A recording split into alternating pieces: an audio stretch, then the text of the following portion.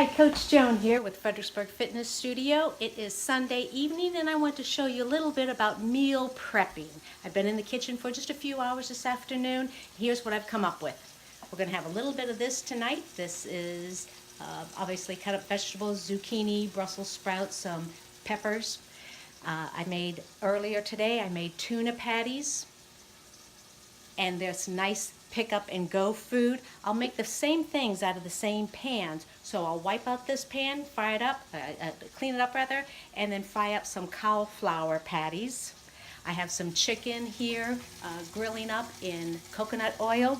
I'll make a chicken marsala for dinner tonight, have leftovers, always make plenty for leftovers. And then for breakfast, here I've made an egg casserole, crustless quiche, cottage cheese, a little bit of Parmesan cheese, spinach, tomatoes in it. Yum, yum, yum. So simple meal prep. You have to take the effort to have good quality food ready to go all week long. Thank you very much. I have more tips for you. Do not hesitate to make an appointment with me. I'm here to serve you. It's part of your package. So look forward to seeing you soon. Thank you very much. Have a great week.